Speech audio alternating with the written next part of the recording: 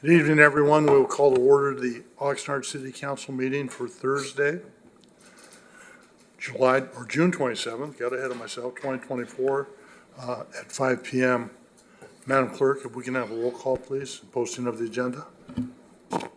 Councilmember Madrigal. Here. Councilmember Perrello. Here.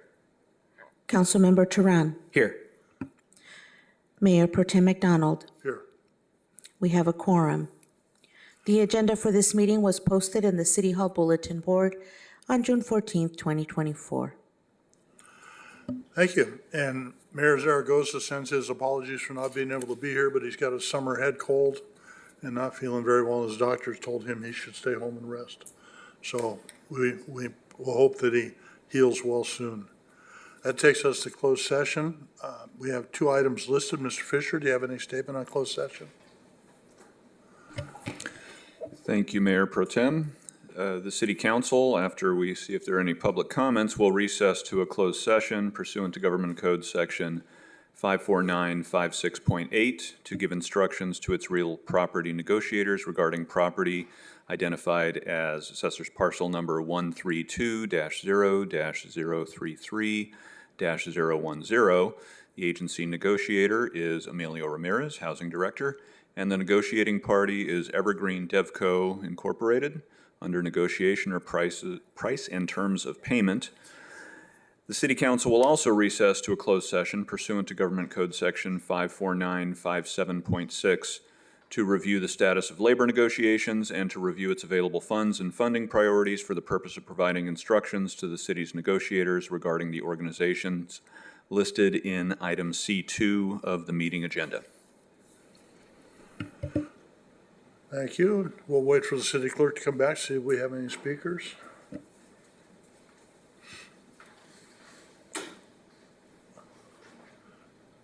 Madam Clerk, do we have any public comments on this item? Okay. Mayor Pro Tem, we do not have any speakers on this item. Thank you very much. With that, we will recess to, or move to closed session and come back at 5:30 for a time certain item.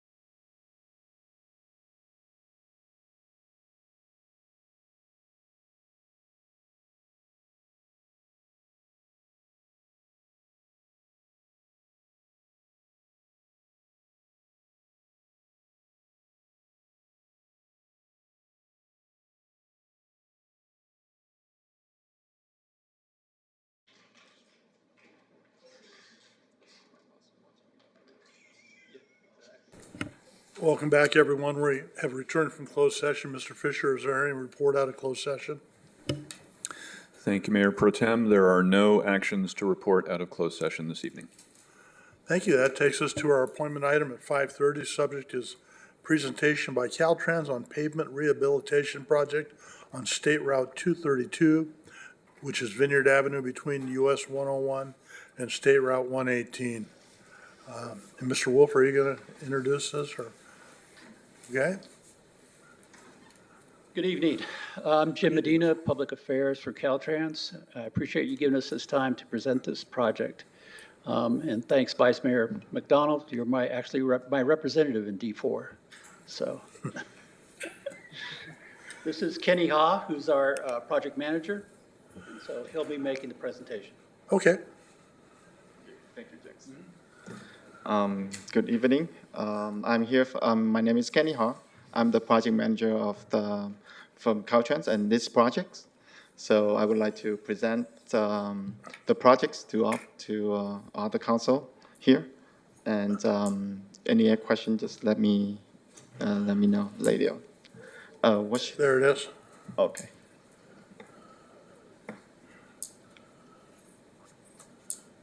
This project is a pavement rehab on the Route 232 between 101 and State Route 118. The agenda is, first thing, we're going to talk about the introduction of the project locations. And next one, I'm going to talk about the schedule, the tentative schedule.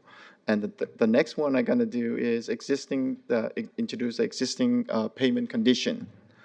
And next one is the project scope, which is including we're going to upgrade the ADA curb ramp and improve some drainage work and additional scope that we add in the after we get the traffic safety investigation and providing us the info. And the next one I'm going to talk about is the traffic handling or maybe state construction during the constructing these projects. And the next one is the contact info. And lastly, it's going to be a Q&A section.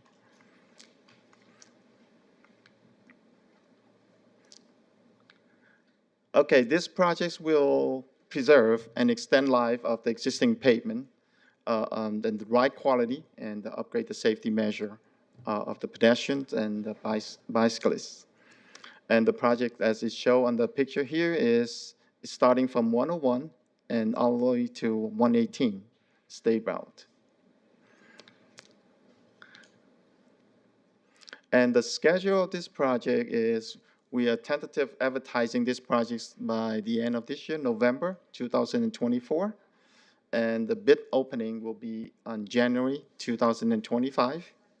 And the award of this project will be February, the month after. And the beginning construction is going to be tentatively September, fall 2025.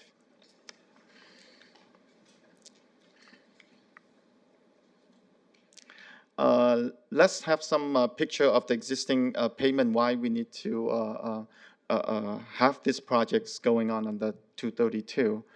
The data that we collect from maintenance crew is the existing payment in this neighborhood is kind of cracking. I guess due to the long life of the longest payment existing payment condition. So we did have past couple of years we did have some seal page projects in this area, but it seemed like it didn't do the job. That's why that's why this project has to come through.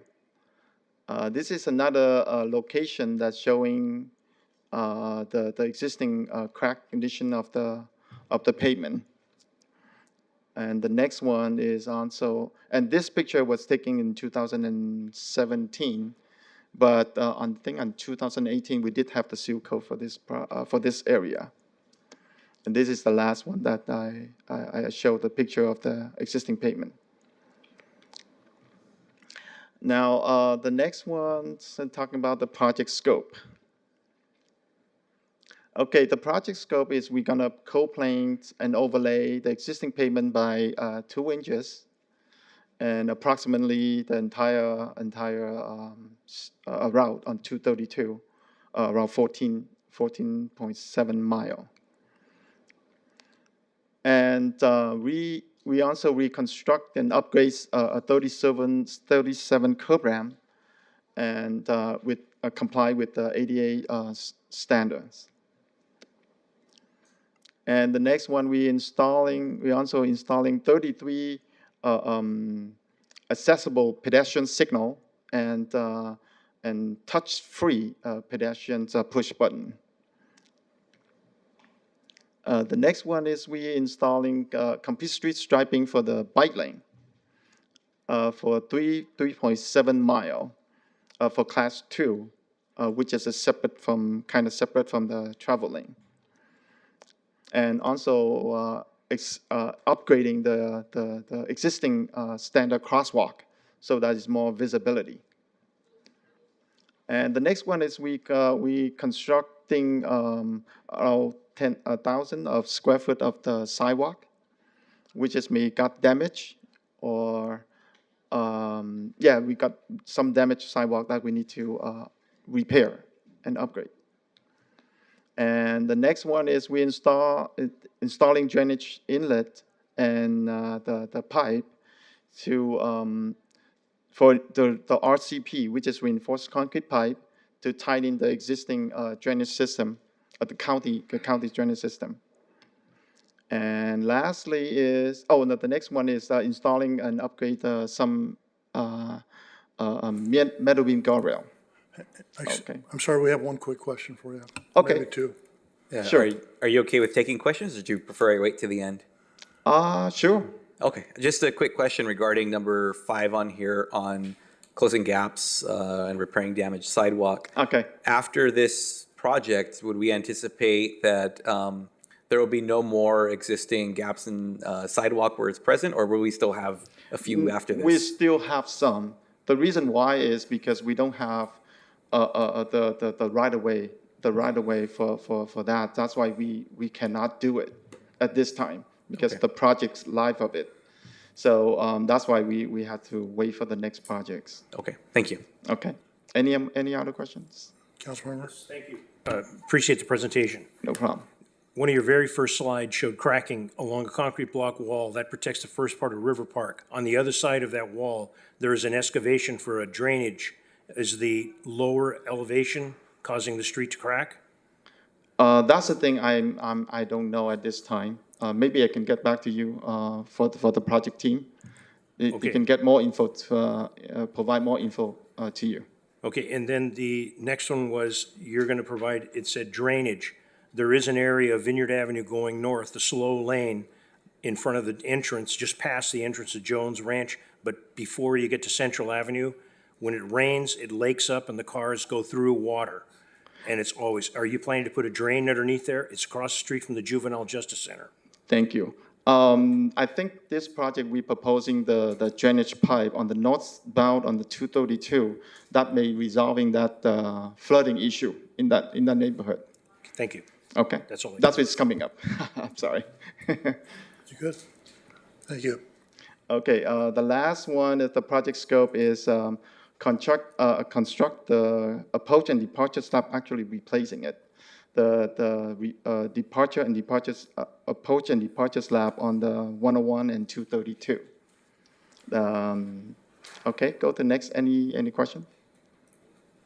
Sure. Okay, One more, and I apologize. no problem. We have a city-approved Starbucks going in at the corner of Ventura Boulevard and Vineyard Avenue, and there's expectation there could be more traffic there. Is there anything you're gonna change on Vineyard Avenue at that start of Vineyard Avenue, coming off the freeway bridge? No, off I the don't think bridge. we change anything. We just payment rehab, that's all. Thank you. No.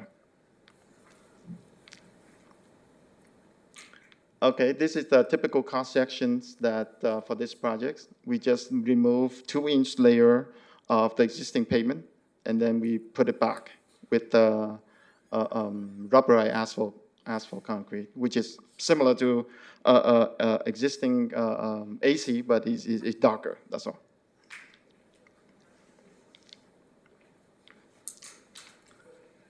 Okay, the next one, we talking about the upgrading the curb ramp, 37 curb ramp.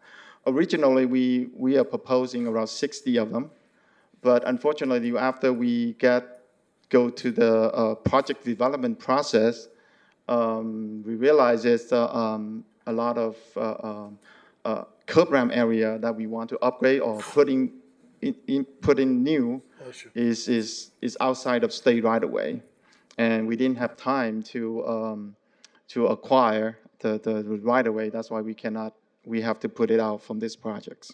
So it's down to 37 instead. Okay. Any questions so far? The particular curb ramps where they weren't in Caltrans right of way, were those from the county or the city or private property? Who's got the right of way on those?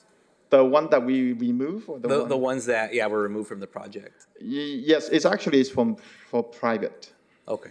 Yeah, so that's why during the early stage we thought that it maybe belonged to county, but it's turned out to be when we do more study during the project development stage, then we realize that all this property is private, and we don't have time. I see. Okay, thank you. To acquire.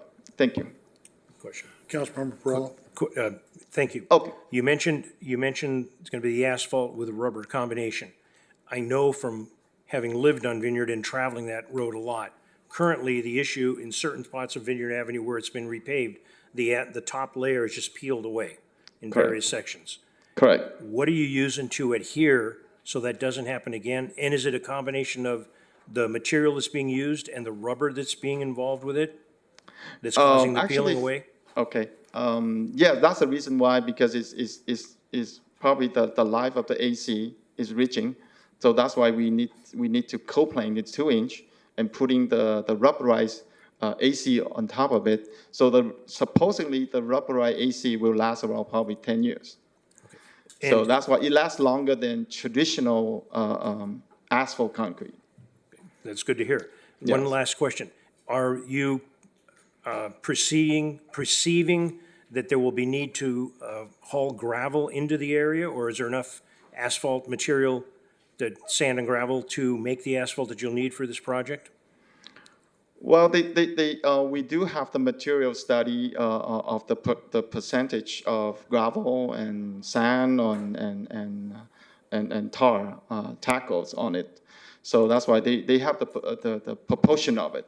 So that's why we did so many projects on different area, and that's why we realized is that kind of mixture is stable, and then it lasts long. And when you do the cold planing, you're going to recycle that material back into the asphalt? That's the thing that I cannot answer you at this time, but probably maybe the construction folk will can answer that. But I will get back to you if you would like. Thank you. This is the one that the next one I'm gonna introduce is the one that we are proposing the drainage.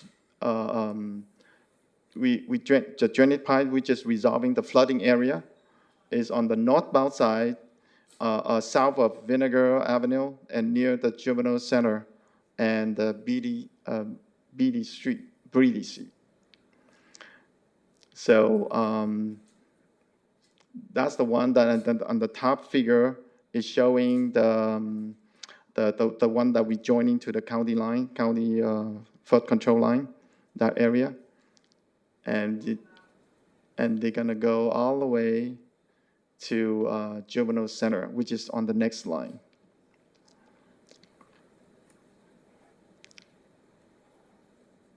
So I guess this one is the one that addressing one of the councilman's question earlier regarding the flooding. Okay. All right. So let's move on. This is the additional scope for this project, which is to improve the pedestrian crossing safety on the school zone for Rio Vista Middle School and Rio Del Mar School. So I think on the northbound side, we're gonna replace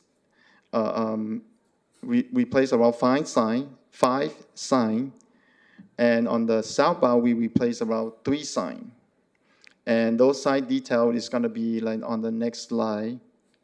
On the northbound side is, I think we replace one of this speed sign. And the next one is, yes. And this is another sign that we replace for the school zone sign.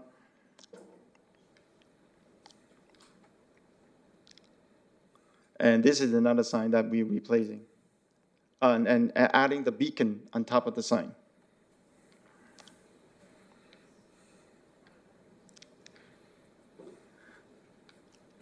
Okay, and this is, I think the next slide is also on the northbound, the last 2.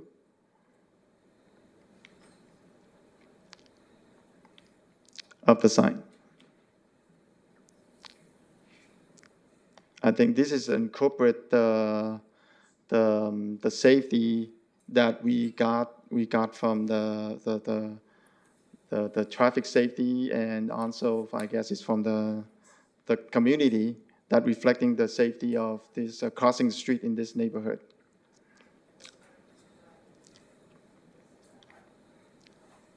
Okay, this is the 3 signs on the southbound that we're gonna replace and relocate. And next one, we're gonna talk about the traffic and traffic handling and staging. And because of the traffic volume on the existing traffic on the Route 232, all the proposed construction of this project is we're gonna do during the weeknight, and we don't close any lane after they finish the work shift. So they working every night, and they did closure and leave at least 1 lane open, and then at the end of the shift they're gonna remove all the traffic cone and things like that, and then open all the lane back to the traffic on the next day, yes. That's all I have for my presentations.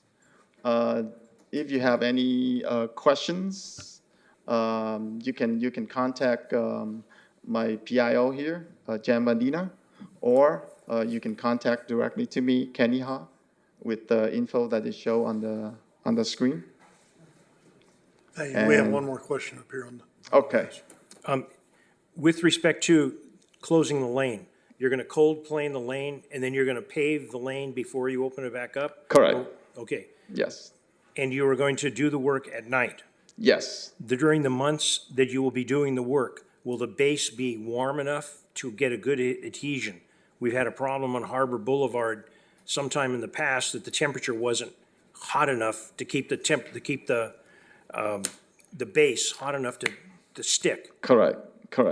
Yes, sure. I think it's for the AC, when they're laying the AC, the asphalt, they have to follow the certain temperature in the specs. So whatever they read, even the temperature is go down to the freezing cold a certain degree, then they cannot pave on that night. Again, then, what months of the year are you going to be paving? Hopefully they try to do starting the construction in September. Hopefully they're doing in the fall, or maybe hopefully not the winter. It's especially summer for sure. Yes. Thank you very much. Appreciate the presentation. Thank you. Any other? Sure. Councilmember Tran. Thank you, Mayor Pro Tem. Thank you for the presentation. It's informative. I'm sorry if I missed it. I did write down that anticipated construction beginning would be September of 25. Is there any estimated project duration when you, barring any delays or weather or anything, what you would anticipate to have the project wrapped up by? So far, we don't anticipate any delay, but anything could happen. How long do we think it'll take? Say if we start in September of 2025? Oh, probably if there's a delay, they probably delay probably another 3 to 6 months or so. And the project will be wrapped up by, I guess, By- December, it sounds like, if we start in yeah. September? Correct. Okay, thank you. Thank you. Any other questions? I don't think so. Madam Clerk, do we have any callers or any speakers on this item? We do not have any speakers for this item. Thank you, Mayor Pro Tem. Thank you. Thank you. One more question. Okay, go ahead. Are the speed limits going to change on Vineyard Avenue? During, actually during the construction, I mean, when the closure, probably they're gonna reduce around 10 mile. Okay. But Right, after for the- example, if existing is 45, they're gonna have a post sign to reduce, so 35 for the worker safety As I appreciate during the operation. I appreciate the community weighed in. The more that I travel around, I see certain areas where you're approaching and it has a flashing light, tells you what the speed is supposed to be, and it tells you what yours is. People go extremely fast on Vineyard Avenue. Just I want to see. share. Thank you. Yeah, we're gonna make a note of that. Thank you. Thank you, gentlemen. Thank you. Have a good evening. And Thank you very much. well, we have about 5 minutes before we can go into the regular session, so. Are we still doing the resolution for the high school team? Because I don't have anything here.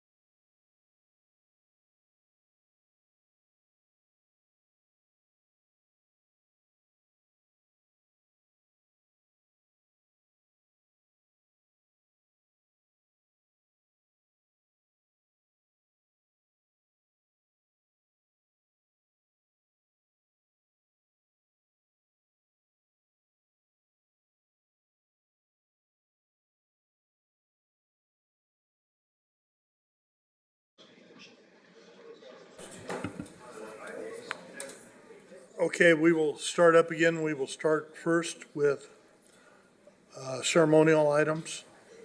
Oh, I'm sorry, opening ceremonies. Councilmember Perrello, will you lead us in the Pledge of Allegiance, please? Please stand, pledge allegiance, take your hats off, and put your hand over your heart. Pledge allegiance to the flag of the United States of America and to the republic for which it stands, one nation under God, indivisible, with liberty and justice for all. Thank you. Thank you, sir.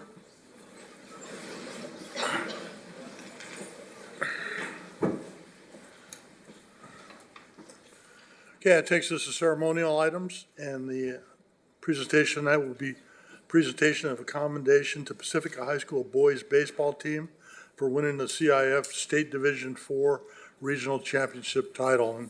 And congratulations to all of you for a wonderful job.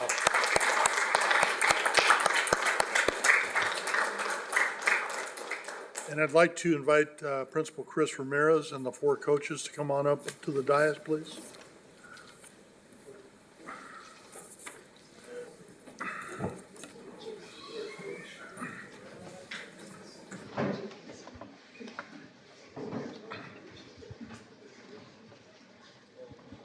And players, you want to come line up in front of the dais?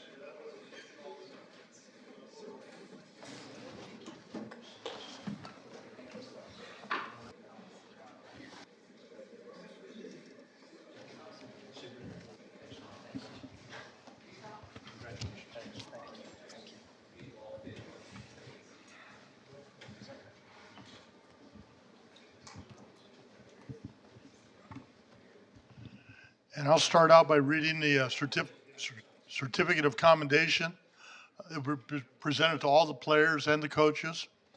And it's whereas the City Council of the City of Oxnard does hereby present the certificate of commendation to head coach Brian Wilson. And are you Brian? Yes, sir. I'm glad your parents had the wherewithal to spell your name correctly with a Y instead of an I. So. For his commitment to teamwork, his belief in a healthy competitive spirit, and dedication to achieving a goal. And we offer our congratulations on winning the 2024 CIF State Division IV Regional Championship game. Now, therefore, the City Council of the City of Oxnard does hereby present this certificate of commendation to all the coaches, players, everyone, and extends its best wishes for much success in all future endeavors. In witness thereof, the Mayor of the City of Oxnard, John C. Zaragoza, has affixed his signature to this document and attached the city stamp. So, Coach, I'll start out with you. If you have any comments you'd like to make on behalf of the team. Sure. First I'd like to thank our staff at school, Principal Ramirez, AD Camacho, all our teachers that support these kids in the classroom. And it was truly remarkable what type of year we had this year. But more importantly, our students are good people. They're good teammates, and we made history this year.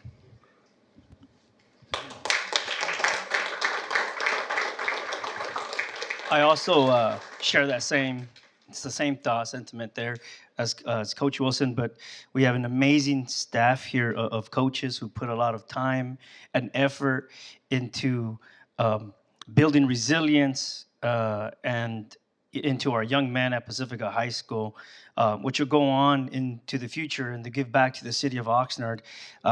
They not only made our school community proud, but also our city of Oxnard proud for their hard work and dedication also to the sport and to the community. Their parents also play a big role, so I want to thank the parents for always supporting Pacifica High School. And I want to thank you guys, the city, for doing this for us. It's a group effort, and it takes more than one stakeholder to recognize the efforts of our young men here, from Oxnard. I'm not just going to say Pacifica High School. Thank you. And these gentlemen in front of me are our future, so we're in good hands as we move forward. I have a certificate for Ryan Martinez. Thank you. Joe Reyes.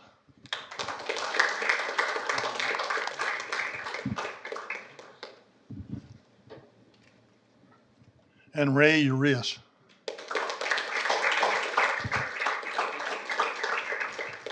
Coaches, anyone else want to offer any words? Oh, no? Okay, I'm going to hand the mic off to some of the other council members and allow them, they will call all your names and provide certificates. I'll start with Gabe. Thank you, Mayor Pro Tem. All right, so I have the pleasure of giving out a couple of certificates here to these players. If folks say, if anyone's not here, just let me know. We'll move on. All right. So first, I got Chris Santos. Chris, here you go. Congratulations, man. Next, we have Ryan Reyes. Here you go, Ryan. Good job. Bobby Ramirez. Not here. We're still going to clap for him. All right. Elijah Pisano. All right. Here you go, sir. Good job. Riley Ortega. All right. Thank you, Riley. Good job. And my last one is for Dario Navarro. All right. We'll hand these over to your coaches. Thanks.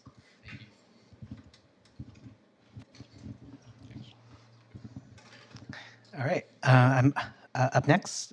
So I have the next award for Max Batista. Here. Sal Lopez.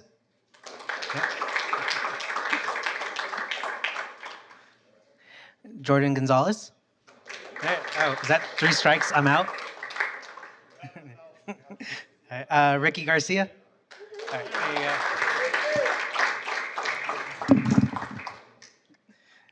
go. Jason Estrada. Nope. Jonathan Centeno.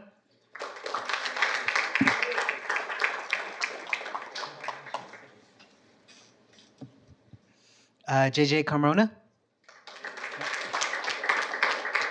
There's a very low batting average on my. Emiliano Becerra. No.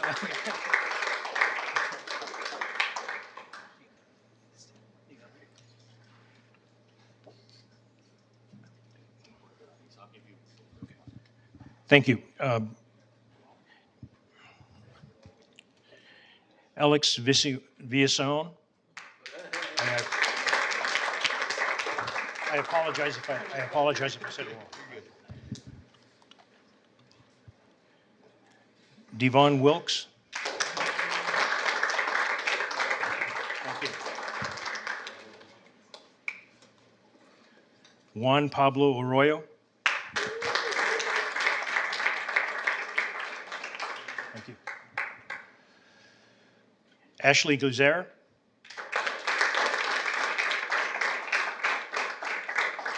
Thank you very much. Adriana Gonzalez.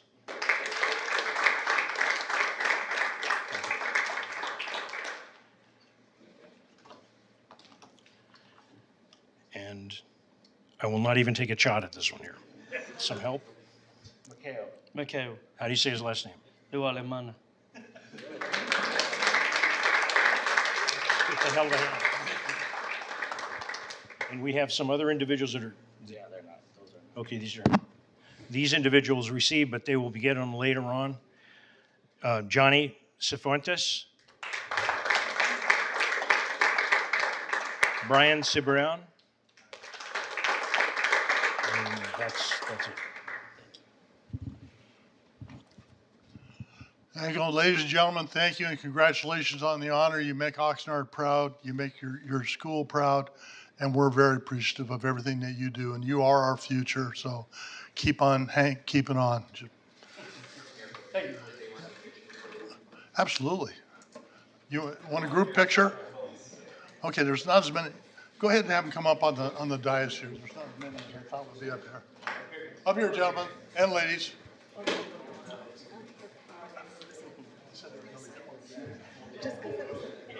They're out there playing baseball now. Is it okay?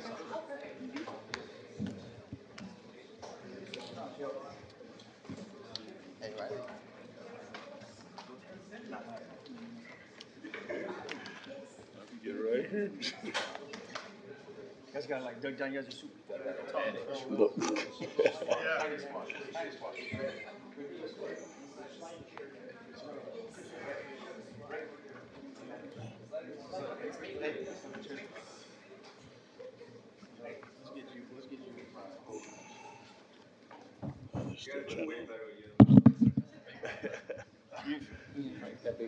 Put the old fat guy out front.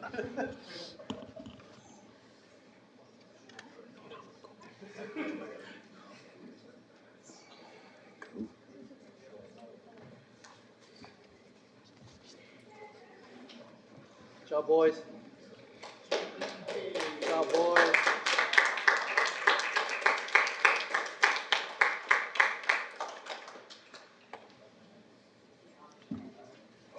Ladies, thank you so much. How was it? I can take it all.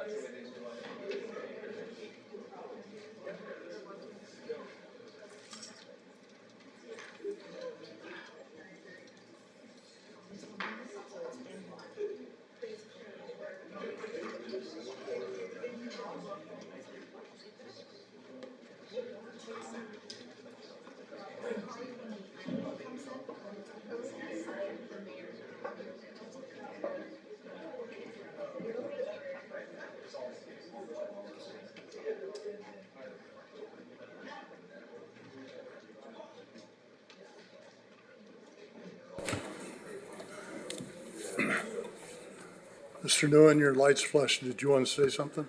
Yes, Mr. Mayor, if I can make a brief announcement. Sure. We will be pulling item M3 from off the agenda tonight.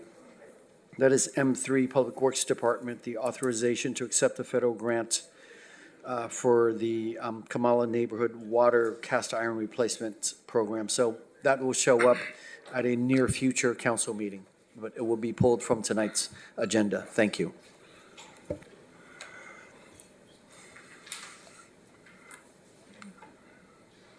Ready?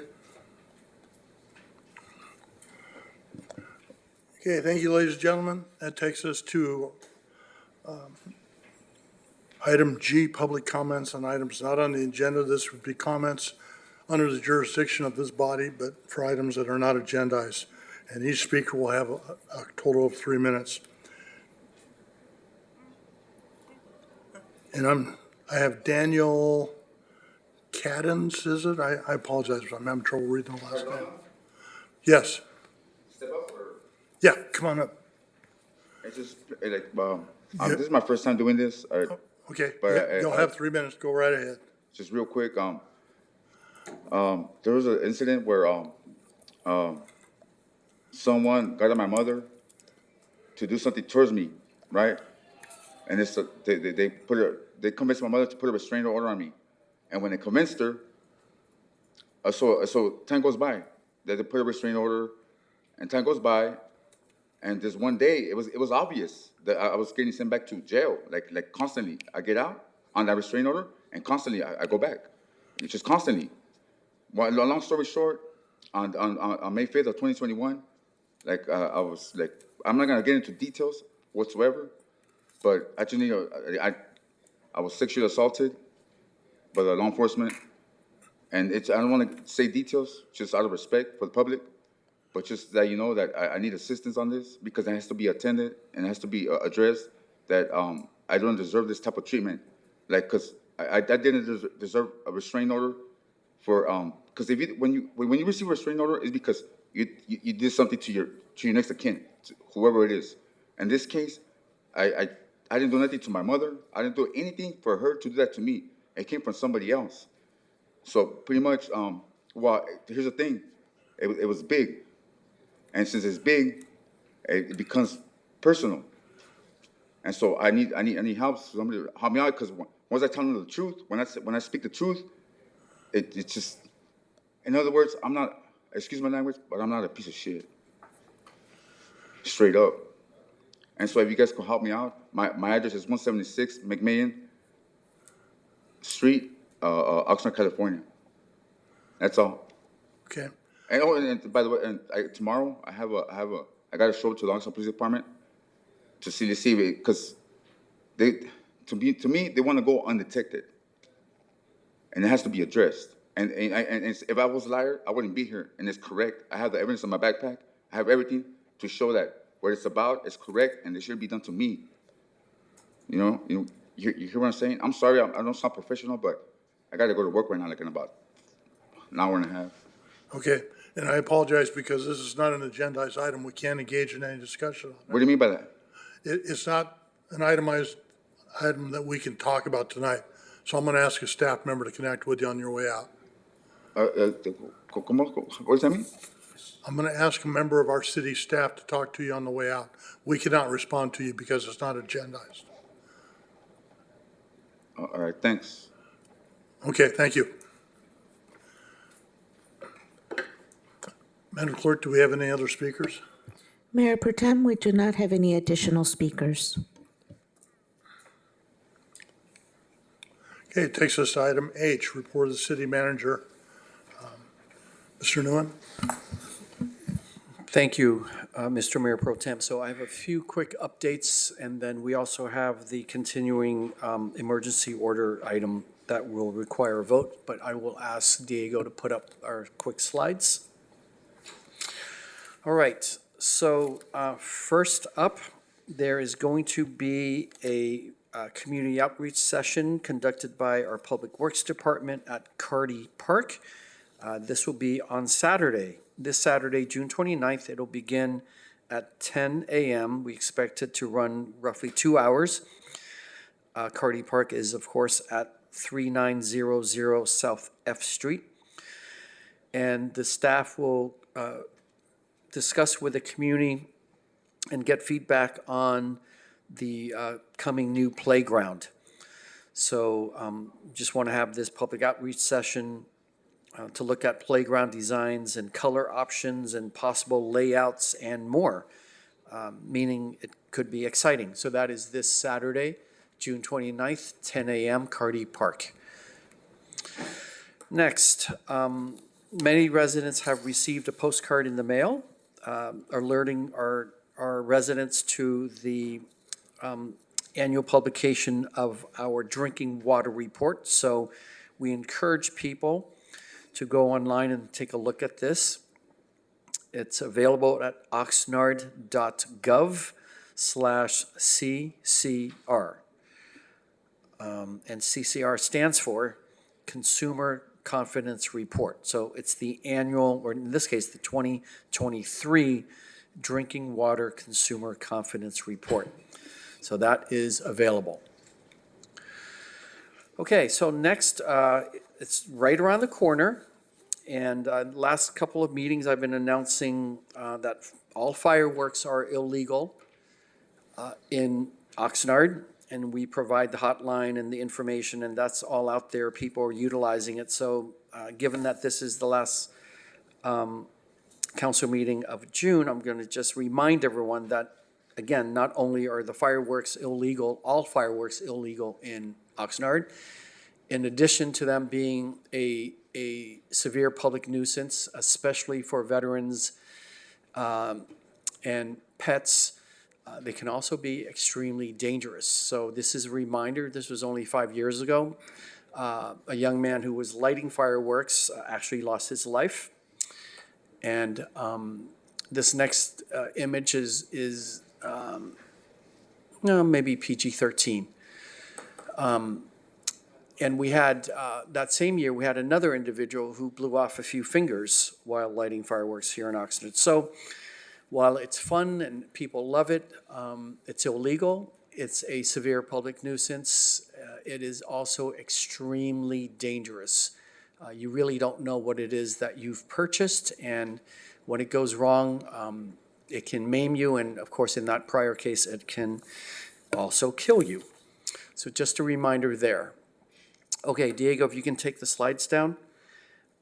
Next, a quick update. So at our last council meeting, we had a visit from the Ventura County Taxpayers Foundation, and they pointed out in an interesting fashion that our Public Works Department is recently converted to paying for our street sweeping contracts at a prevailing wage.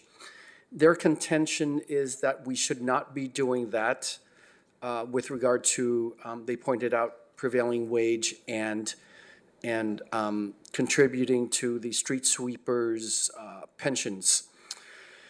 So a couple things about their comments. So one is, and this is where they are correct, that in the staff report, when this contract came before the Public Works Committee and the City Council, we incorrectly cited the Assembly bill that sought to codify this requirement.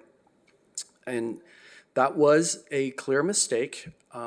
The Assembly, the bill initially passed the Assembly, and then it passed the Senate. So initially it passed both houses, but it passed the Senate with 2 amendments.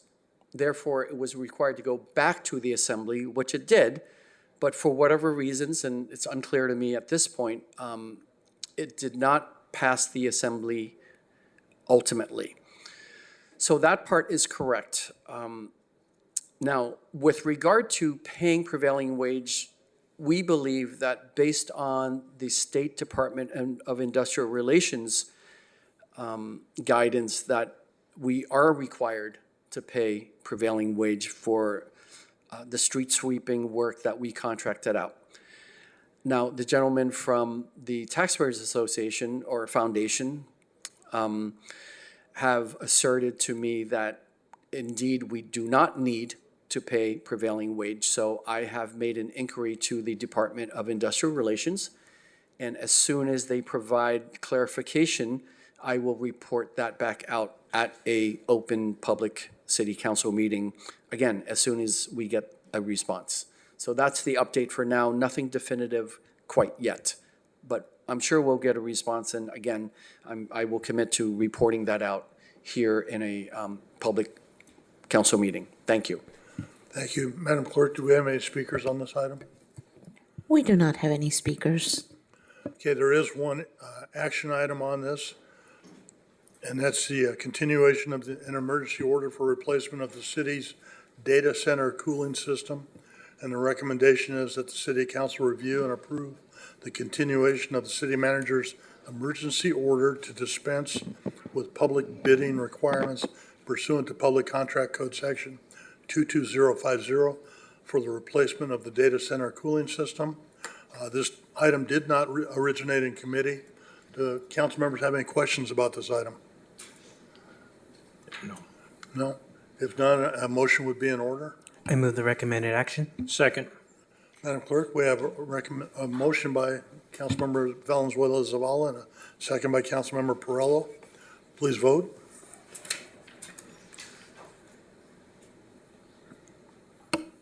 Councilmember Turan?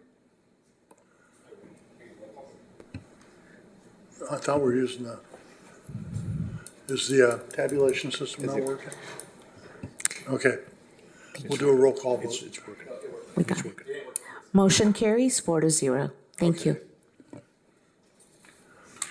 Okay, thank you very much. That takes us to item I, City Council Housing Authority Successor Agency Financing Authority Business Committee reports. At this time, the member of the legislative body may make a brief report telling their constituents or our constituents any actions that we've taken on behalf of the city.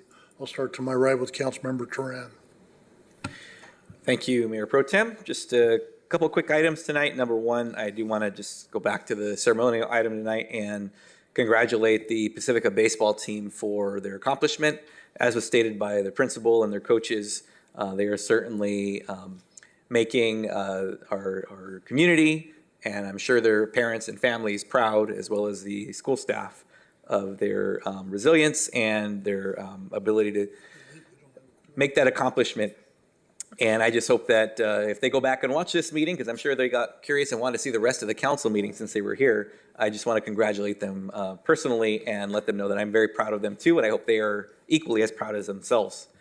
There in District 2, there's just one neighborhood council meeting that is in the queue, July 10th at 6 p.m. at the Police Activities League.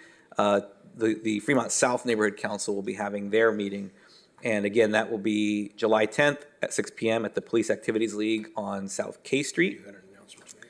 And one last item, the city manager did allude to it just now in his report.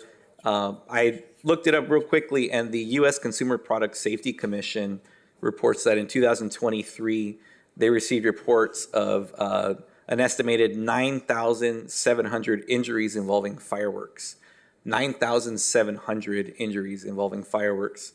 And out of that, there were also 8 deaths reported.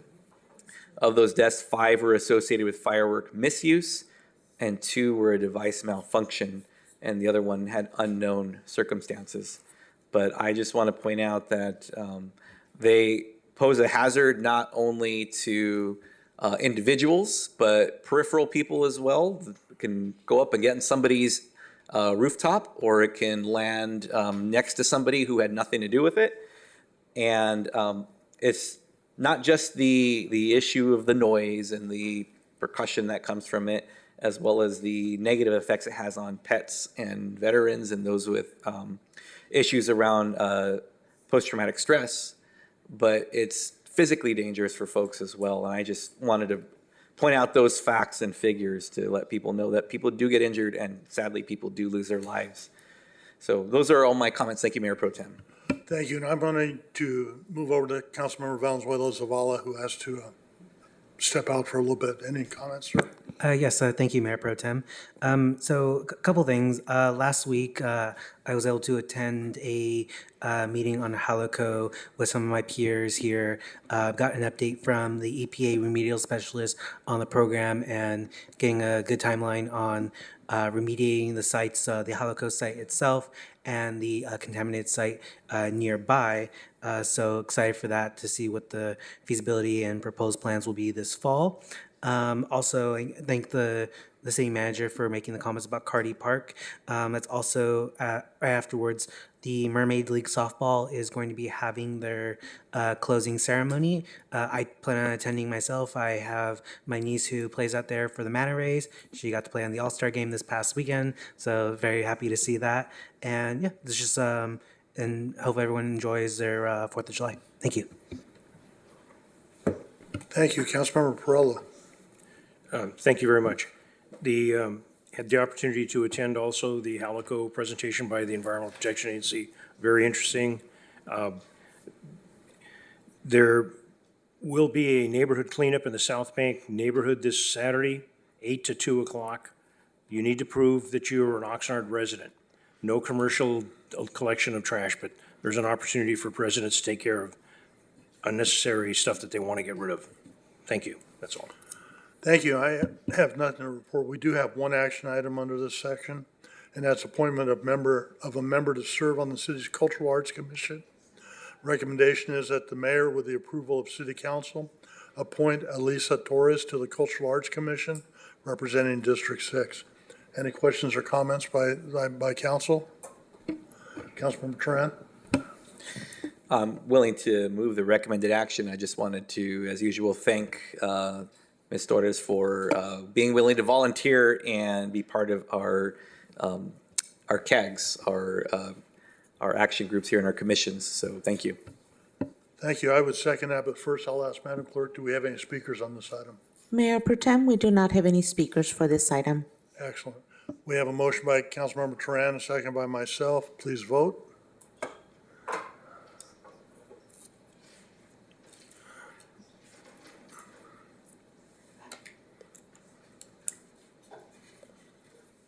My apologies, Mayor Pro Tem. I will do a verbal Okay, roll call. go ahead. Councilmember Madrigal. Aye. Councilmember Perrello. Yes. Councilmember Turan. Yes. Mayor Pro Tem McDonald. Yes. Thank you. Motion carries 4-0. Yeah, it takes us to item J, review of the information consent agenda. This gives the members of the legislative body opportunity to pull individual items for discussion. Later during the meeting, do we have any requests to pull any items? 1 and 5? Any other requests? 1, 5, and 6. 1, 5, and 6. Okay, go ahead with item 1. I would like to thank all the individuals that have been involved in getting this tremendous amount of material to the city of Oxnard. They've been doing it ongoing. Today, in this weekly packet, there's a tremendous amount of information for the public to check it out. I'd like to thank the entire staff, the finance department, for doing that. On number 5, the question that I have for the this particular item, the third amendment for the services of contract for website. It has come to our attention in the Public Works Committee that sometimes we have calls for service, and I do not know if we can add it in here, but the trash cans and the trash can lids are connected. The cans and the lids come as one. But the most problem we have are trash can lids. So if we could possibly put a line item that said trash can lids need work, that's the only suggestion that I have. Other than that, I support that item. Thank you. And the other one on item number 6, it indicates that there's material going to the VRS, there's material going to the contractor, the Ventura Regional Sanitation District, and the Downtown Improvement Association, 2 contracts. Just a little bit of an upgrade for the public, what exactly they are for.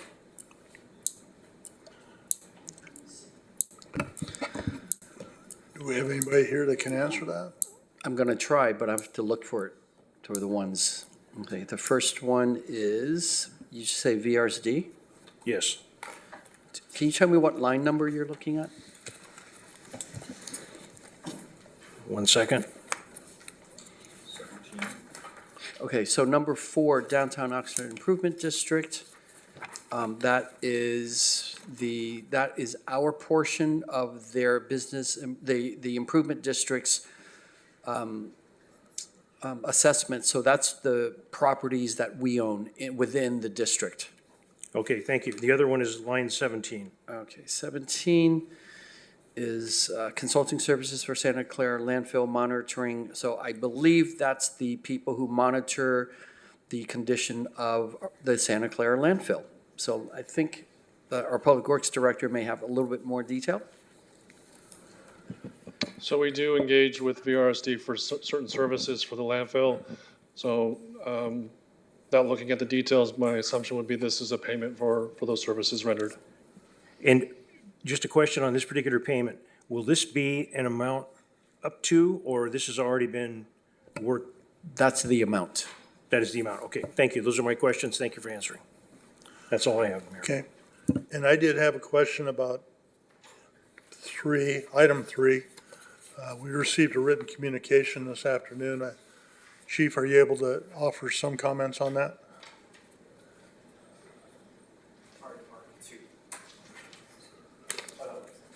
Good evening, Mayor Pro Tem, members of council. I believe this is regarding item L2, which you received a written communication about the wellness contract for the fire department and the police department. The question from the written comment inquired as to what does the police and fire wellness program look like? And I'm paraphrasing the request. And to be best answer for that is the police department doesn't currently have an official wellness program, though we have a number of components that are in place. This contract is one of several facets to our wellness efforts. As you know, in reading the staff report, this one is in particular concerns reducing injuries through a workout program, which is established with the assistance of the consultant in question in this. But in a wellness program, there's other things. This is a much broader topic beyond this contract in front of us, but I can comment that a wellness program has a number of other things, including physical fitness, mental and emotional support, nutrition, sleep hygiene, in other words, getting proper sleep, Connection and relationships is another part of a wellness program, as well as purpose. So helping employees to emotionally identify what their purpose is another part of that. But what I can tell you from the police department, from what we do there is we do have this program. We do have some other things on premises. We do have an on-site gym that our Oxnard Peace Officers Association had established years ago. We do have some a larger component of mental and emotional support. And that's typically, the big part of that has to do with our annual check-ins. We do actual annual check-ins with a licensed therapist. We're actually going through our rounds of those this month. We have a very robust peer support program. It's typically something that's on the periphery of wellness, but we do have a number of employees that are there to also provide that service. We do provide a number of educational articles every month in our monthly newsletter. We have the Oxnard Police Community Foundation has, it's a nonprofit outside of the department, but one of the things that foundation does, it also supports the wellness efforts by different events. For example, last year there was a wellness and resiliency event that we had a very well-known war veteran come in and tell his story. We also have, through the foundation, we contribute to a service that actually brings support dogs to the station at least once a month for a couple hours each visit. And so that's also in addition to the city's existing EAP program. So there are a lot of different components out there. I foresee, like in the future, we will be working towards bringing some of these additional facets of wellness in there, namely purpose, connection, and relationships, more focus on sleep hygiene and other things like that. So that's in a nutshell what I can give you. Thank you, Chief. The last answer is about its funding.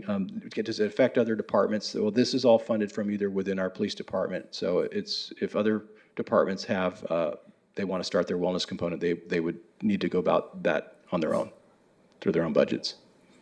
Okay. Thank you, Chief. Any other questions about info consent items? I'd like to make a comment Yes. on this item. Councilmember Perrello.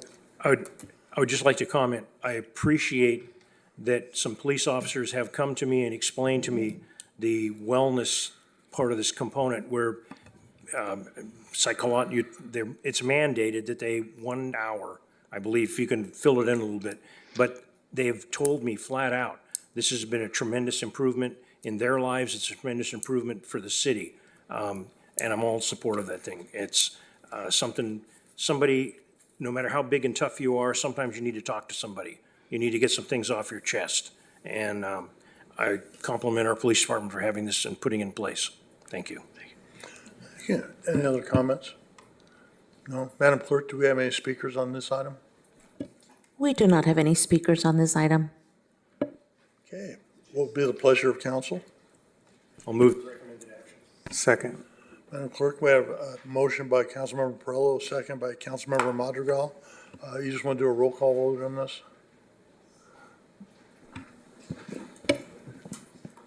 Mayor Pro Tem McDonald? Aye. Councilmember Perrello? Yes. Councilmember Madrigal? Aye. Councilmember Turan? Yes. Motion carries 4-0. Thank you very much. That takes us to Section M, reports.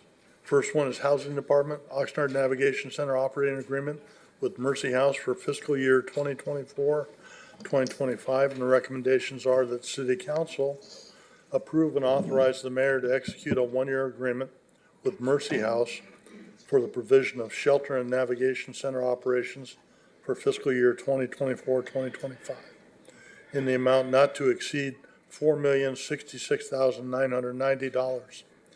Number two, authorize the city manager or designee to carry over unspent general fund 101 previously allocated for fiscal year 2023-24 shelter operations to be used for fiscal year 24-25 shelter operations in the amount of $223,000.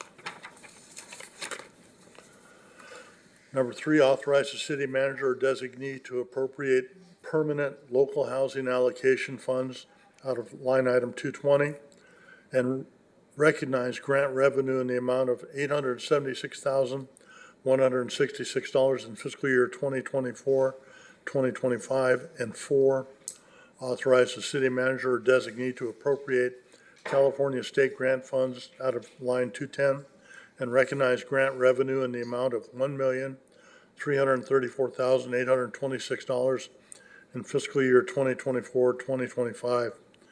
And Community Services, Public Safety, Housing and Development Committee approved this 3-0 on the June 11th, 2024 meeting.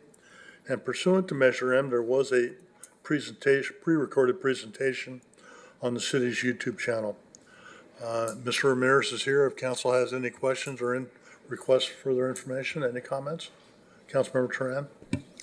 Thank you, Mayor Pro Tem. Thank you, Mr. Ramirez and Mr. Skinner for the presentation. I'm just wondering if we could take a moment to share a little bit about the scope of work that Mercy has with the item that's in front of us here, just to summarize a little bit what it is that they do and why we're continuing this, or it's proposed to continue this through the next fiscal year. Thank you, Councilman Emilio Ramirez, Housing Director.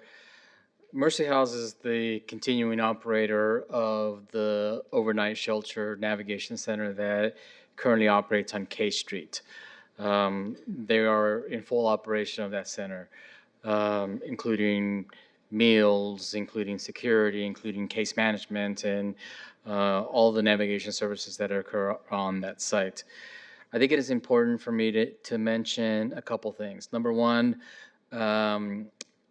Mercy House has been there since 2019 when they were procured in conjunction with the City of Ventura's Navigation Center, which opened, and they are also in operation of that center.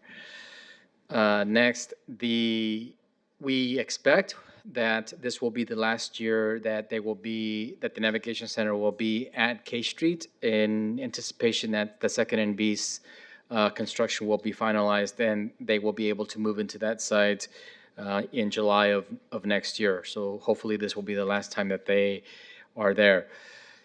What that means, in addition to just having a new building, a new operation, state of the art, also the operations will be more efficient, and therefore the cost will also reduce.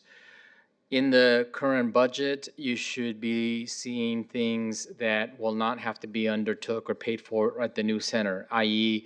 on K Street, given that the Armory is old building, we have outdoor showers and laundry and et cetera. And in the new building, those things will not be a need. Therefore, it'll save approximately $200,000 from moving from one facility to the next facility. Also, in this budget, there is a one-time cost that we're adding in anticipation of being ready for the move to Second and B, and that is a shuttle service, et cetera, so that we can have a better operation, more efficient operation at Second and B. Therefore, the stabilized, normalized budget annually will come down from 4.06 to approximately 3.6, and then fluctuate from that point forward. In addition to which, once we move to Second and B, then the cost of the operation will then be effectively shared with the County of Ventura. Therefore, the city's cost will be half of that 3.6 versus the full $4 million that you're looking at right now. I'm happy to answer any further questions that you may have. Very good. Thank you. Any other questions for Mr. Ramirez? Councilmember Borrello. Are there any plans as of now for the Armory building?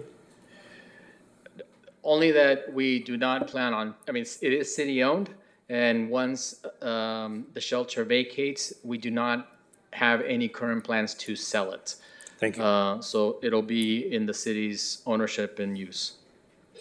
Thank you. Mr. Nguyen? There are a few ideas of the best way to use it that hopefully would be not incompatible with the airport. So we're exploring ideas for city use. Okay, any other questions for staff? Seeing none, a motion would be, Madam Mayor Clerk, do we have any Pro Tem, speakers? we do have one public speaker. Okay, and that would be Mr. Raymond Fajardo. Thank you.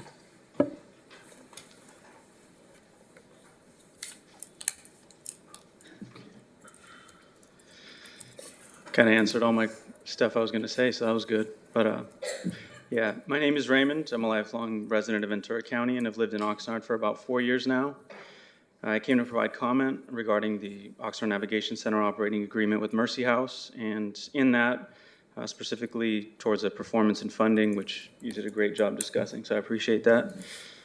But mainly as I understood, according to the proposed continued operation video, quote, staff remains committed to continued service of the Oxnard Navigation Center, and Mercy House has performed well in its duties, end quote on that one, which again, thank you for your coverage, pretty much covered that. And then also, I was curious to know what it tangibly meant as well in terms of, the outreach for resources, as well as helping to end homelessness in Oxnard.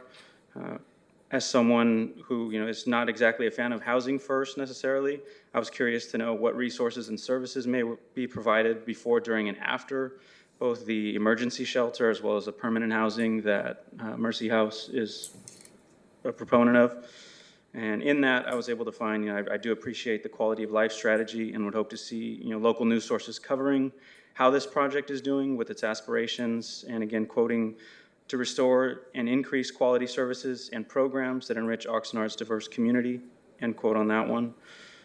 And lastly, I just wanted to thank as well for the transparent budget and reporting exhibit.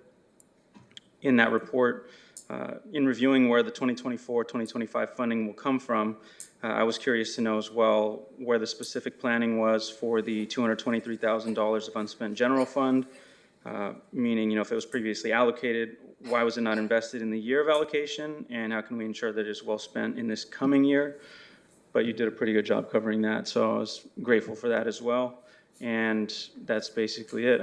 I'm a fan of what was just shared, and I've worked with organizations such as Mercy House in the past. I'm finishing a master's in social work currently through Long Beach University, and plan to be in the community doing work when I'm done. So thank you, and God bless. Thank you very much. Thanks for your comments. Yes, sir. If I may respond to a couple of those comments. First, the carryover of the 233. Until such time that the county of Ventura starts to contribute to the operation, they don't, because it's in the flight path of the airport. And so when we move to Second and B, we will then start to receive funding from the county for the operation. Until that time, every year we struggle to assemble the budget to operate the facility. What that means is that, yes, the city does contribute general fund, or previously Measure O, now general fund. But since those are subject to your control, when we have a grant that we must use, in this case, we had CDBG COVID funding that we had to use. Otherwise, we were going to give it back to HUD. We made a decision to use those funds in this case, save your funds, and then come today to ask you to return them back, because we didn't want to give the funds back to HUD because they were eligible for that purpose. And we know that every year we have to assemble the funding that we're not yet getting from the county in order to operate. So that answers that, why we didn't use it. We did need it, but we didn't use it because we had other funding that we had to use instead of returning it to the federal government. So therein lies that question. The rest of the question about what Mercy does and how they do, I am very comfortable with their operation. And if you'd like to hear a report on that, Larry Haynes, who is the CEO of Mercy, is in the audience. And not to put him on the spot, but if you'd like to present their operation, if you'd like to. Councilmember Turan? I think that'd be great for a future appointment item, if that's something that staff would be willing to bring forward. We could look at the totality of what Mercy does for the city of Oxnard. Sure. I'd love to schedule that for the fall. Thank you. That'd be great. Thank you. Okay. Thank you. Madam Clerk, do we have any other requests to speak on this item? We do not have any additional speakers. Okay, this is an action item. What's the pleasure of council? I'll move the recommended action. Second. Okay, Madam Clerk, we have a motion by Councilmember Tran, second by Councilmember Valenzuela Zavala. Roll call, please. Councilmember Madrigal. Aye.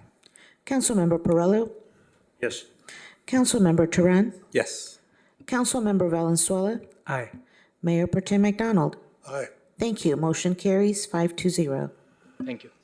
Thank you. That takes us to item 2, Human Resources Department, Memorandum of Understanding with Oxnard Peace Officers Association. The recommendation is that the City Council of the City of Oxnard adopt a resolution approving the attached tentative agreement between the City of Oxnard and Oxnard Peace Officers Association, and authorizing the city manager to take the necessary administrative actions to implement the agreement. Pursuant to Measure M, there was a pre-recorded message or presentation on the city's YouTube channel. And staff is here to answer any questions if council has any. Okay, not seeing any. What would be the pleasure of council? Yes. Mayor Pro Tem, Oh, I'm sorry. we do not have any speakers for this item. Thank you. Councilmember Tran was trying to warn me I was missing it, and I was a little slow. Okay, would someone like to make a motion? I'll move the recommended action. Second. Okay, we have a motion by Councilmember Perillo, a second by Councilmember Madrigal. Roll call, please. Councilmember Madrigal. Aye. Councilmember Perillo. Yes. Councilmember Turan. Yes. Councilmember Valenzuela. Aye. Mayor Pro Tem McDonald. Aye. Thank you. Motion carries 5-0. Thank you. And item M3 has been pulled as previously announced, so that will take us to item M4, Public Works Department. Subject is Agreement 325-00006 with California Wood Recycling, doing business as Agroman, for organic waste recycling services at Agroman facilities. And the recommendation is that the City Council approve and authorize the mayor to execute an agreement with California Wood Recycling Incorporated, DBA Agroman, in the amount not to exceed $9 million for an initial 3-year term from July 1, 2024 to June 30th, 2027, with the option for 2 one-year consecutive 1-year period extensions that shall not exceed a total of 5 years for the final term ending June 30th, 2029, in order to provide organic waste recycling services and mulch products for the City of Oxnard at permitted Agroman facilities. Public Works and Transportation Committee approved this 3-0 on May 14th of 2024. And pursuant to Measure M, there was a pre-recorded presentation on the city's YouTube channel. And Assistant Public Works Director Brian Yanes is here to answer questions if council has any. Councilmember Perillo. Yes. In the staff report, it indicates that our material goes to 2 sites, Santa Paula and Simi Valley. Does anything go to the site that Agramon has off Arnold Road? Good evening, Mayor Pro Tem, council members. No, the 2 sites that are listed is accurate that you mentioned, Santa Paula and Simi Valley landfill. Thank you very much. That's all I had. Madam Clerk, do we have any requests to speak on this item? Mayor Pro Tem, we do not have any speakers for this item. Okay, what's the pleasure of council? I'll move the recommended action. Second. Okay, we have a motion by Councilmember Turan, a second by Councilmember Valenzuela, I apologize. Roll call, please. Councilmember Madrigal. Aye. Councilmember Perillo. Yes. Councilmember Turan. Yes. Councilmember Valenzuela. Aye. Mayor Pro Tem McDonald. Aye. Thank you. Motion carries 5-0.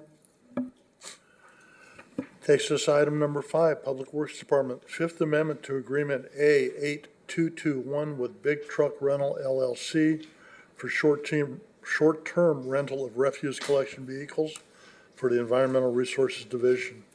Recommendation is that the City Council approve and authorize the mayor to execute a Fifth Amendment to the rental agreement with Big Truck Rental LLC in the amount of $615,000 for a new total not to exceed $5,078,035 for an additional period of 12 months ending on June 30th, 2025 for the rental of refuse collection vehicles.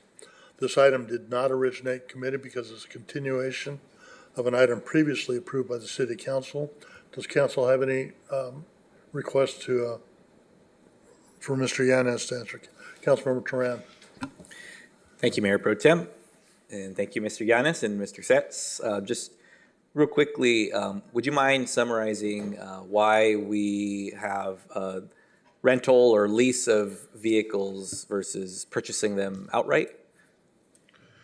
Mayor Pro Tem, council members, Brian Yanes, Assistant Public Works Director. Our past budgets have been very tight with our operational fund overall. So our capital budget line items did not really allow us to purchase vehicles. So our alternative was to lease vehicles. We recently had a cost of service study, which identified capital for replacement of vehicles. That cost of service study has a 8-year replacement cycle for our vehicles. However, we do not have the full funds in our, I'll say, bank account. So we want to continue to lease while we are going to purchase this fiscal year. But purchasing this fiscal year doesn't mean we're going to get them this fiscal year. So we want to continue to lease these items, as well as we do an analysis on whether to lease to purchase, straight out purchase, or continue to lease, whichever is the best option for our ratepayers and for our operational needs. So in the interim, we'll continue to lease. We need this agreement to be in place to assist us not only with what I just explained, but also when our vehicles go down, we have replacements to continue to do our day-to-day operations, day-to-day collections, et cetera.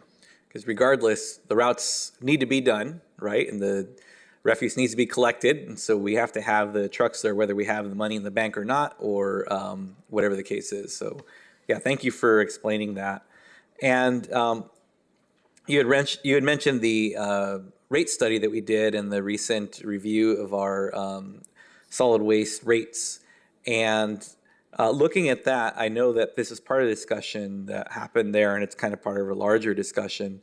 But as we go into the middle part of this decade and beyond, is there a mandate that these particular vehicles and other vehicles be switched over to zero emissions, or I forget what the technical term is on it?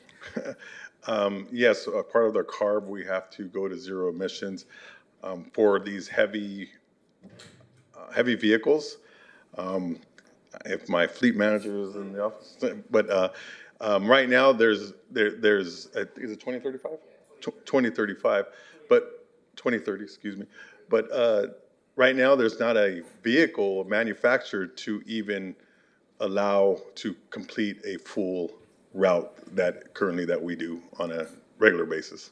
I seem to recall that part of the conversation where it's almost as if we would need double the size fleet to complete the regular amount of routes that we do on internal combustion vehicles right now. And so I just wanted that to be out there in the public record in case someone says, well, why, if we have to buy electric ones, why don't we just buy them now? Why are we, messing around with these internal combustion ones? But this is where the technology is right now, correct? Right, and they're actually they're more than double of a gas CNG vehicle. The overall cost is double. The overall cost at this time. And you get half of the service out of a single route. Yes. Okay. Yeah. All right, I appreciate that. And you just mentioned what was going to be my last question. These are CNG operated, all of them, correct? Currently, the ones we are purchasing, leasing, yes, they are natural gas. Okay, thank you. Those are my questions. You're welcome. Thank you, Councilmember Perillo. Thank you very much, Mr. Yanis. And I really appreciated the line you used, best option for the ratepayers. I really like that Public Works is looking at that and giving advice to this council on what's the best option for our ratepayers. One question, the trucks that we have been leasing, have we had good luck? Are there any problems with those trucks that they've had to work on to work the kinks out? Councilman Perillo, I have our fleet manager here who his staff services those vehicles daily. Okay. So Jose Areola, our fleet services manager. Mr. Areola, I assume you heard the question. Yeah. Yes. Good evening, Council. Jose Areola, Fleet Services Manager. Yes, I mean, they typically, most equipment, when they come new, they have their kinks and they got to be worked out. But overall, the equipment that we get is pretty new. And they perform a good job. They do everything that we need them to. We spec them out. We have certain specifications that we require, and they meet our specs. So There was some concerns that I was made aware of the trash truck picking up the can, and when it came to the top, it flips it real quick, and that was led to believe possibly breaking the lids. Has that been an issue? It's worked out, or? So that's an resolved? issue that we have with a particular manufacturer, and we are looking at alternatives to that in these new purchases. The vehicles that we lease do not have that style arm. Okay, and thank you very much. And the last question, as Mr. Yanis said, from the time you buy to the time you deliver, like what is the lead time? If we were to buy the truck today, how long would it take them to build it and before we would get it? Do you have a rough idea? Yes, so we have certain vendors that we deal with, and pretty much industry standard right now is 15 to 18 months from the date of order. So it I think takes the a while. public needs to be aware of that. Thank you very Yes. much. Thank you. Thank both of you for your presentation. Thank you. Any other questions from council? Madam Clerk, do we have any speakers? We do not have any speakers for this item. Okay, thank you very much. What's the pleasure of council? Move the recommended action. I'll second it. Okay, Madam Clerk, we have a motion by Councilmember Valenzuela, a second by Councilmember Perrello. Roll call, please. Councilmember Madrigal. Aye. Councilmember Perrello. Yes. Councilmember Teran. Yes. Councilmember Valenzuela. Aye. Mayor Pro Tem McDonald. Yes. Thank you. Motion carries 5-0. Thank you. That takes us to item number 6. This is from the Public Works Department of Budget Appropriations for Community Facilities District Number 8, Sakioka Farms Business Park for the fiscal year 2023-2024. Recommendation is that the City Council approve a fiscal year 2023-24 budget appropriation to recognize revenues in the amount of $550,737. They wrote it twice for Community Facilities District Number 8, Sakioka Farms Business Park. Finance and Governance Committee approved this 3-0 on their June 11th meeting. And pursuant to Measure M, there was a pre-recorded presentation on the city's YouTube channel. And Mr. Wolf is here if we have any questions. Council members have any questions? No? Madam Clerk, do we have any speakers? Mayor Pro Tem, we do not have any speakers on this item. Okay, what's the pleasure of council? Move the recommended action. Second. Second? Second, yes. Madam Clerk, we have a motion by Councilmember Valenzuela, a second by Councilmember Teran. Roll call, please. Councilmember Madrigal. Aye. Councilmember Perrello. Yes. Councilmember Teran. Yes. Councilmember Valenzuela. Aye. Mayor Pro Tem McDonald. Yes. Thank you. Motion carries 5-0. Thank you very much. That takes us to item number 7, Public Works Department. Agreement 325000018 with M.O. Dion and Sons doing business as Dion and Sons Incorporated for purchase and delivery of bulk fuel. And the recommendation is that the City Council approve and authorize the mayor to execute an agreement with M.O.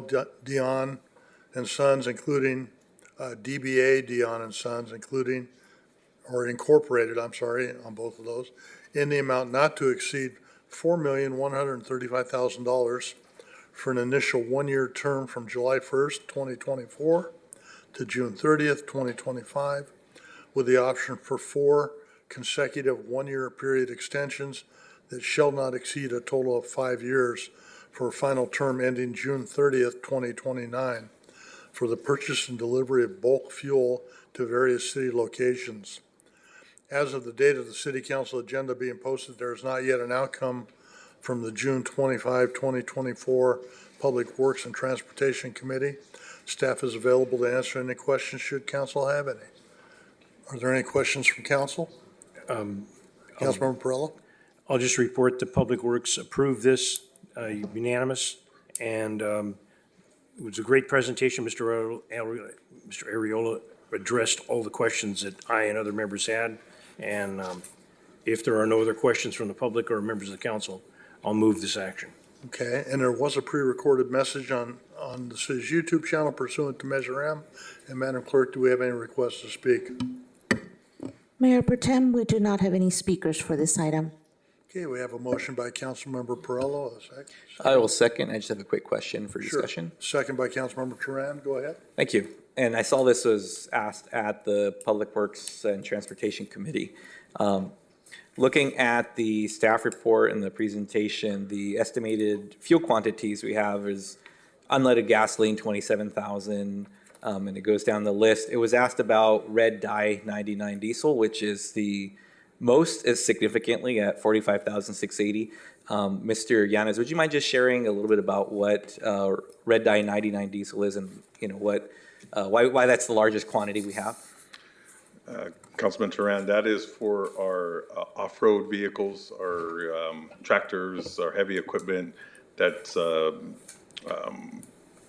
of the divisions utilize. I don't know if I'm missing anything else. It's the off-road. Yeah, for off-road. Well, right. Okay, so those are heavy equipment items that are not meant for fleet to drive on the street or transport from location A to location B. They're meant for specific jobs. That is correct. And they use this specific type of diesel. Yes. Okay, thank you. That's it. And Thank you. if I can add, the reason the dye is in to detect if somebody's cheating because there's a tax involved. Can you explain a little bit of that? At one time, that was a very common thing that people, when diesel trucks first came out, people were using the untaxed diesel on the street, and then they get popped, and the way they got popped was the dye. Yes, Jose Arreola, Fleet Services Manager.